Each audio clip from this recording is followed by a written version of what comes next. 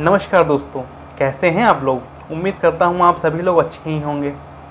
तो गुजारा भत्ता सीरीज का जो फर्स्ट पार्ट था उसमें हमने ये डिस्कस किया था कि गुजारा भत्ता भरण पोषण यानी कि मेंटेनेंस आखिर होता क्या है, कौन लोग गुजारा भत्ता ले सकते हैं और कौन नहीं ले सकते हैं।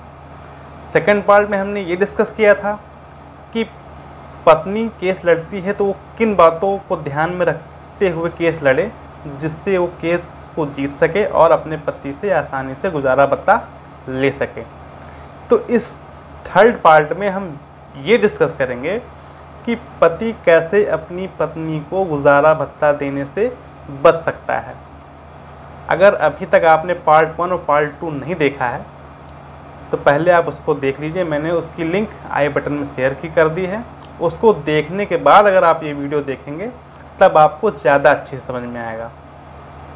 तो बिना टाइम वेस्ट किए चलिए शुरू करते हैं। जब कोर्ट से पत्नी को गुजारा भत्ता लेने का आदेश हो जाता है तो पति को मजबूरन पत्नी को गुजारा भत्ता देना ही पड़ता है। अगर पति अपनी पत्नी को गुजारा भत्ता नहीं देगा तो कोर्ट उस पर कानूनी कार्यवाही करेगी, उसे दंड देगी। ऐसी सिचुएशन में अगर पति 5 पॉइंट को ध्यान में रख के केस लड़े, जो कि मैं आगे वीडियो में बताने वाला हूँ, तो कुछ हद तक वो अपनी पत्नी को गुजारा भत्ता देने से बच सकता है। तो इन 5 पॉइंट में जो तीसरे नंबर का पॉइंट है वो बहुत ही खास होने वाला है। तो क्या है 5 पॉइंट, चलिए जान लेते हैं। हमारा जो फर्स्ट पॉइंट है इसमें सबसे पहले पति को ये चाहिए कि अगर पत्नी कमाती है या शादी से पहले कमाती थी अब नहीं कमाती है तो उसकी जो भी डिटेल है वो सबूत के रूप में कोर्ट में ज़रूर पेश करें।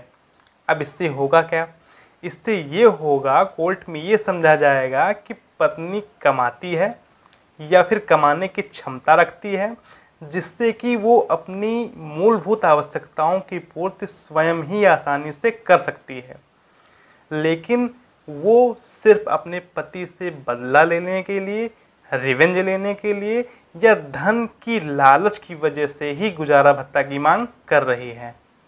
हमारा जो सेकंड पॉइंट है इसमें अगर पत्नी बिना किसी वैलिड रीजन के, बिना किसी कारण के अगर अपनी मर्जी से ही अपने मायके चली जाती है या फिर कहीं अलग रहने लग जाती है तो इसकी जानकारी पति को कोर्ट में ज़रूर देनी चाहिए। इससे भी वो पत्नी को गुजारा भत्ता देने से बच सकता है। अब बात करते हैं हमारे थर्ड पॉइंट के बारे में, जिसका इंतज़ार आप लोग काफ़ी बेसब्री से कर रहे थे।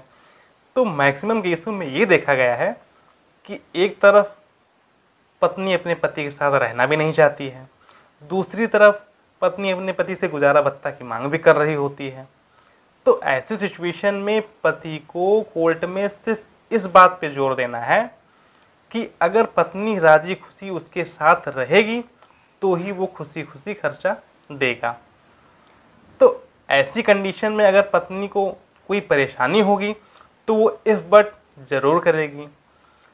तो इससे ये साबित हो जाएगा कि पत्नी अपने पति के साथ रहना ही नहीं चाहती, और नहीं रहना चाहती तो क्यों नहीं रहना चाहती। तो ऐसे में पति अपनी पत्नी के खिलाफ हिंदू मैरिज एक्ट सेक्शन 9 के अंतर्गत पत्नी को घर लाने का केस करके उस पर दबाव बना सकता है। हमारा पॉइंट नंबर 4 ये है कि अगर पत्नी चरित्रहीन है, उसका किसी दूसरे व्यक्ति से संबंध है, तो इसके सबूत भी कोर्ट में ज़रूर पेश करें। इस बात को साबित करने के बाद भी पति अपनी पत्नी को गुजारा भत्ता देने से बच सकता है।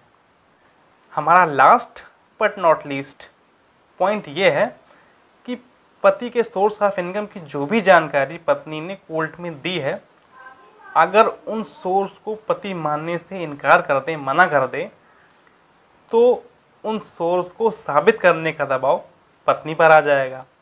और अगर पत्नी पति के सोर्स ऑफ इनकम को नहीं साबित कर पाती है तो केस पति के फेवर में हो जाता है। इन्हीं सब बातों को ध्यान में रखते हुए अगर पति केस लड़ता है तो केस जीत भी सकता है और काफ़ी हद तक अपनी पत्नी को गुजारा भत्ता देने से बच भी सकता है। आशा करता हूँ आज का विषय आपको अच्छे से समझ में आ गया होगा। अगर मेंटेनेंस को लेके आपके मन में कोई डाउट है या आप किसी और विषय में हमसे वीडियो चाहते हैं तो अभी कमेंट बॉक्स के माध्यम से हमसे जुड़ें और अपनी बात कहें। अगर अभी तक आपने हमारा चैनल सब्सक्राइब नहीं किया है तो आज ही सब्सक्राइब करें। तो मैं एडवोकेट नीतीश सिंह मिलता हूँ ऐसे ही किसी और नॉलेज वीडियो में। तब तक आप घर पे रहें, सुरक्षित रहें। जय हिंद।